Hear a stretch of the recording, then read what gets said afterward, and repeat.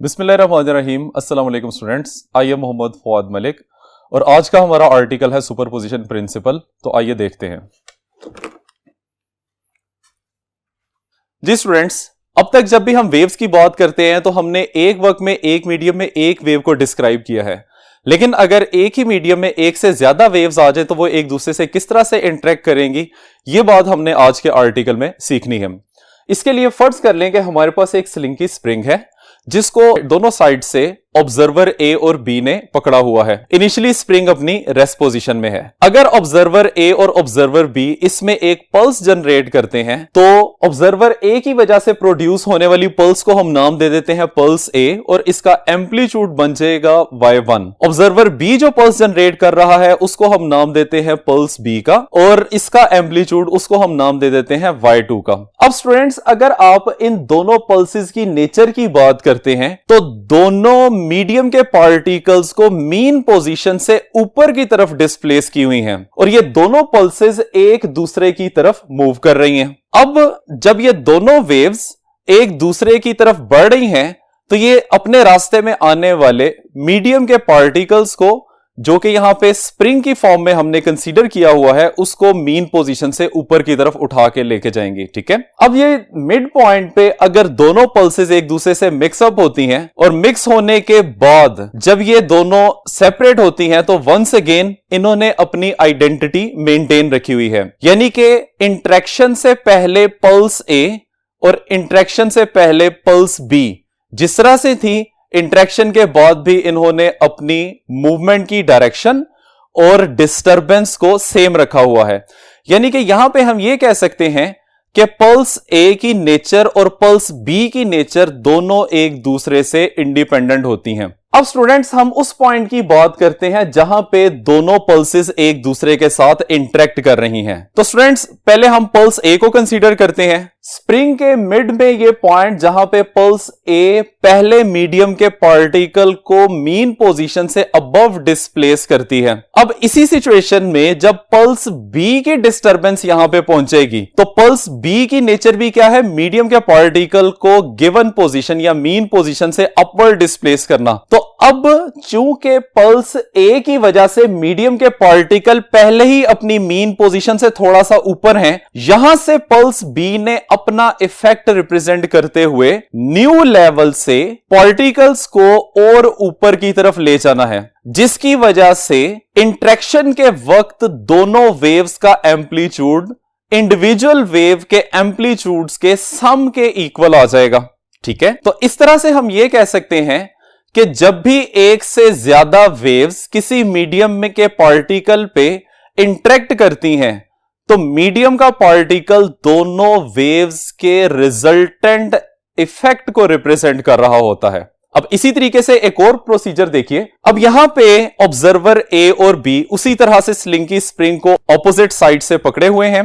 अब ऑब्जर्वर ए wave upward direction में जबकि ऑब्जर्वर बी डाउनवर्ड डायरेक्शन में वेव जनरेट करते हैं। अब दोनों वेव की नेचर क्या बन जाएगी कि वेव ए मीडियम के पार्टिकल्स को मीन पोजीशन से अपवर्ड डिस्प्लेस करती है, जबकि वेव बी मीडियम के पार्टिकल को मीन पोजीशन से डाउनवर्ड डिस्प्लेस करती है। हम वंस अगेन सिर्फ उस पॉइंट की बात करेंगे जहां पे दोनों वेव्स एक दूसरे के साथ इंटरेक्ट करती हैं। अब स्टूडेंट्स, पल्स ए या वेव ए का क्या काम है कि उसने पार्टिकल्स को मीन पोजीशन से ऊपर की तरफ डिस्प्लेस करना है, जबकि उसी वक्त में वेव बी का इफेक्ट क्या है कि उसने मीडियम के पार्टिकल को डाउनवर्ड डिस्प्लेस करना है। अगर हम यहां पे सपोज कर लें कि दोनों पल्सेस या वेव्स का एम्पलीट्यूड सेम है तो इसकी वजह से जब ये दोनों वेव्स इंटरेक्ट करती हैं तो इंटरेक्शन के वक्त पार्टिकल ऑफ द मीडियम के ऊपर जितना अपवर्ड डिस्टरबेंस का इफेक्ट होगा उतना ही डाउनवर्ड इफेक्ट होगा। ये दोनों इफेक्ट एक दूसरे को क्या कर देते हैं? कैंसिल कर देते हैं, जिसकी वजह से on the time of interaction हमें यहां पे कोई भी वेव नजर नहीं आती। लेकिन इसका मतलब यह नहीं है कि इस टाइम पे इंटरेक्शन के वक्त में वेव खत्म हो जाती है। जैसे ही आप देखते हैं कि इंटरेक्शन के बाद ये दोनों वेव्स दोबारा से एक दूसरे से सेपरेट होती हैं, तो wave A as it is medium के पार्टिकल को मीन पोजीशन से अपवर्ड डिस्प्लेस करती जाएगी, जबकि वेव बी मीडियम के पार्टिकल को मीन पोजीशन से डाउनवर्ड डिस्प्लेस करती जाएगी। तो इस एग्जांपल से भी स्टूडेंट्स हमें यह बात पता चल जाती है कि जब भी मीडियम के पार्टिकल के ऊपर एक से ज्यादा वेव्स एक ही वक्त में एक्ट करती हैं, तो मीडियम के पार्टिकल किसी इंडिविजुअल वेव के इफेक्ट को रिप्रेजेंट नहीं करते, उस पार्टिकल पे एक्ट करने वाली तमाम वेव्स के रिजल्टेंट इफेक्ट को रिप्रेजेंट कर रहे होते हैं। अब स्टूडेंट्स हम सुपरपोजिशन प्रिंसिपल की स्टेटमेंट लिखने लगे, तो आइए देखते हैं। इसकी स्टेटमेंट बन जाएगी, if a particle of medium is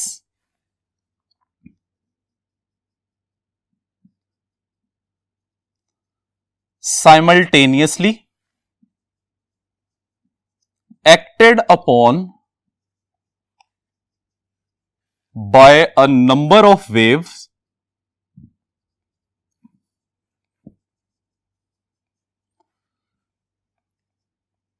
then the resultant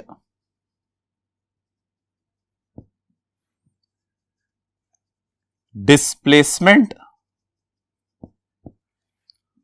of particle is the algebraic sum of individual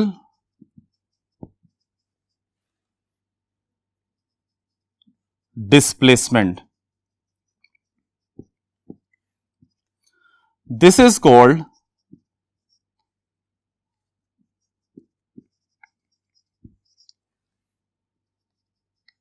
superposition principle.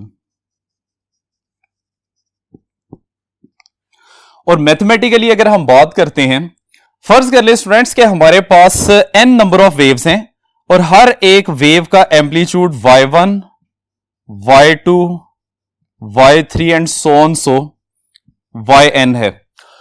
इनका मीडियम के एक पार्टिकल के ऊपर कंबाइन इफेक्ट अगर हमने रिप्रेजेंट करना है, तो वो इक्वेशन की फॉर्म में हम किस तरह से रिप्रेजेंट करेंगे? इन सब का एल्जेब्रिक सम ले लेंगे। किस तरह से? y1 plus y2 plus y3 plus so on so plus yn। ठीक है, तो तमाम वेव्स जब एक पॉइंट के ऊपर पहुंचती हैं तो उनका पहले रिजल्टेंट बनाया जाता है, which in this case is capital Y, और फिर पार्टिकल इसके मुताबिक अपनी डिस्टरबेंस जो है उसको शो करता है। ठीक है, अब स्टूडेंट सुपरपोजिशन प्रिंसिपल के कुछ केसेस बनते हैं जिनको हम डिस्क्राइब करने लगे हैं, तो आइए देखते हैं। Case number 1,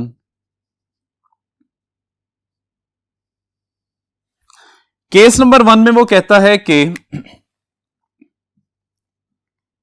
when two waves of same frequency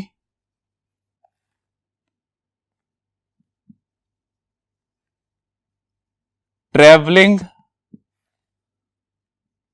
in the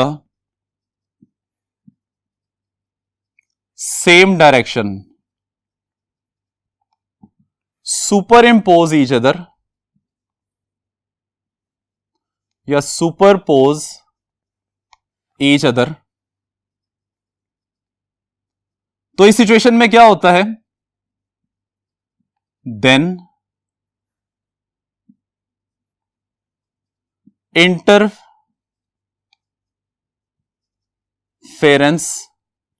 is produced।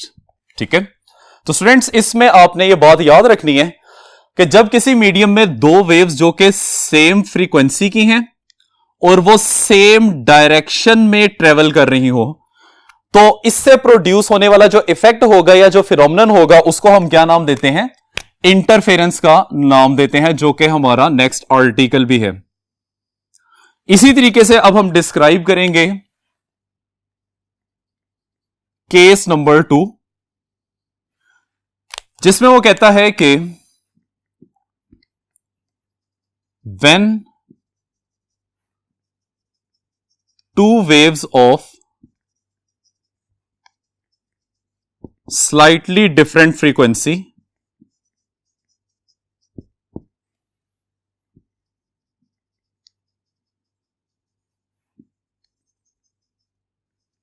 traveling in the same direction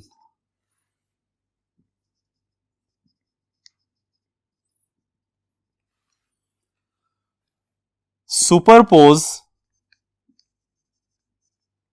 each other, then beats are produced। तो इसमें क्या बन जाएगा? फ्रीक्वेंसी स्लाइटली डिफरेंट होनी चाहिए और डायरेक्शन सेम होनी चाहिए। तो जो फिनोमेनन प्रोड्यूस होता है उसको हम क्या नाम देते हैं? बीट्स का नाम देते हैं। ठीक है, यह भी एक कंप्लीट आर्टिकल है। इसके बाद अब हम केस नंबर 3 को डिस्क्राइब करेंगे। केस नंबर 3 में कहता है कि when two waves of same frequency travelling in opposite direction